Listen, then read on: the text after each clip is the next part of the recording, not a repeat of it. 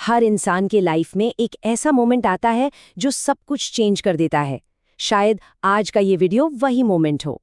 Welcome to Bookpedia. आज हम बात करने वाले हैं दुनिया के सबसे सफल सीईओज के सीक्रेट ब्लूप्रिंट के बारे में, जहां आपको मिलेगा simple explanation, real life insights और पावरफुल आइडियाज जो आपकी सोच बदल सकते हैं। तो चलिए आज उन लीडर्स के उस रेडिकली रैशनल ब्लूप्रिंट को समझते हैं जिन्होंने कामयाबी के मायने ही बदल दिए। ये कोई मामूली स्ट्रैटेजी नहीं है, ये सोचने का एक बिल्कुल ही अलग एक नया तरीका है। अच्छा, जब हम एक ग्रेट सीईओ के बारे में सोचते हैं तो सबसे पहले दिमाग में किसकी इमेज आती है? शायद स्टीव जॉब्स या फिर एलन मस्क जैसे किसी करिश्माई विजनरी लीडर की जो हमेशा मीडिया की नजरों में रहते हैं ना। पर क्या महान होने का मतलब हमेशा यही होता है? जरा ये सोचिए, सीईओज का एक ऐसा ग्रुप था जो मीडिया से, सुर्खियों से बिल्कुल दूर रहता था। फिर भी उन्होंने S&P 500 इंडेक्स से 20 गुना, जी हां 20 गुना बेहतर परफॉर्म किया। ये तो कमाल ही है। इन लीडर्स ने ना तो ग्रोथ की परवाह की, ना ही मशहूर होने की। हर पारंपरिक नियम को इन्होंने अनदेखा कर दिया। तो सवाल ये है कि आखिर उनका सीक्रेट क्या था? ऐसा क्या अलग किया उन्होंने जो कोई और नहीं कर पाया? इस पूरे ब्लूप्रिंट को समझने के लिए हम इसे 3 हिस्सों में देखेंगे। पहला, उनकी माइंडसेट, जो एक मैनेजर से कहीं ज्यादा एक इन्वेस्टर जैसी थी। दूसरा, वो एक खास स्किल जिसमें उन्होंने महारत हासिल की थी।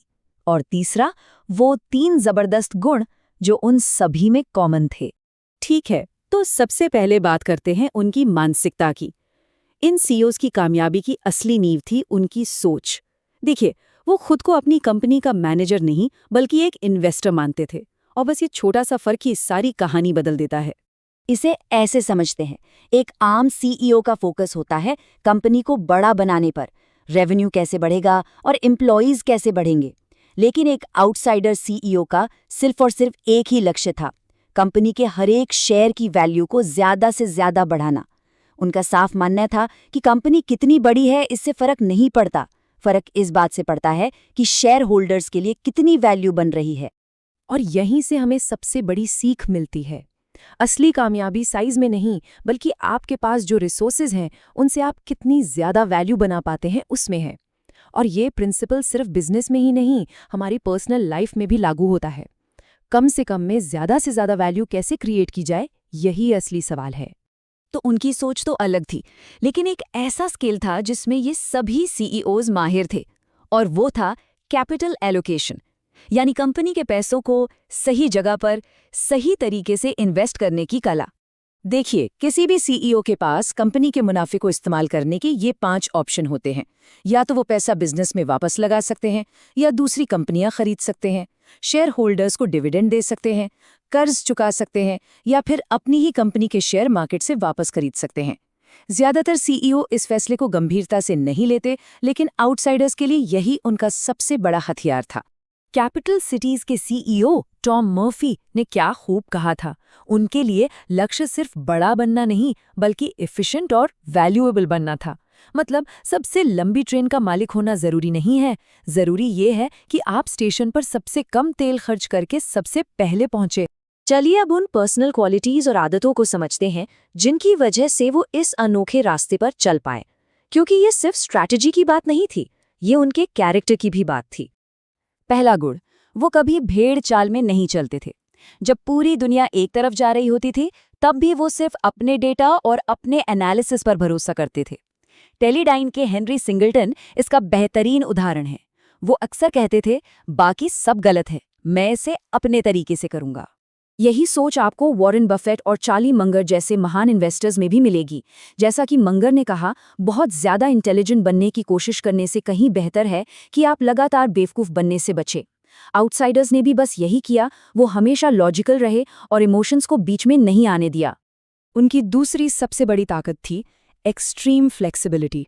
मतलब वो अपने पुराने फैसलों या अपनी पहचान से चिपके नहीं रहते थे। अगर डेटा कहता था कि रास्ता बदलना है, तो वो बिना किसी ईगो के फौरन अपना रास्ता बदल लेते थे। जनरल डायनामिक्स के बिल एंडर्स को ही देख लीजिए। वो खुद एक फाइटर पायलट थे, लेकिन जब उन्हें लगा कि अपनी ही कंपनी के मशहूर F-16 डिवीजन को बेचना शेयर होल्डर्स के लिए सबसे सही फैसला है, तो उन्होंने एक पल भी नहीं सोचा। उन्होंने अपने पर्सनल अटैचमेंट को लॉजिक के आड़े नहीं आने दिया। और तीसरा और आखिरी गुण था अटूट विश्वास।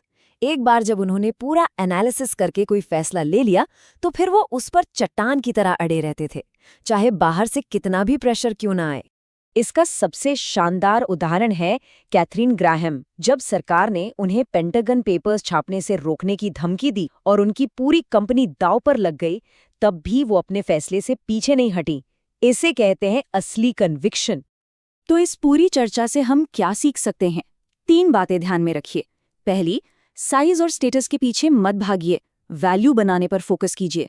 दूसरी, आपके रिसोर्सेज, चाहे वो पैसा हो, समय हो या एनर्जी, उन्हें कहाँ लगाना है, यही आपका सबसे ज़रूरी स्किल है। और तीसरी, भीड़ से अलग सोचने की हिम्मत रखिए, ज़रूरत पड़ने पर फ्लेक्सिबल रहिए और अपने लॉजिकल फैसलों पर डटे रहिए।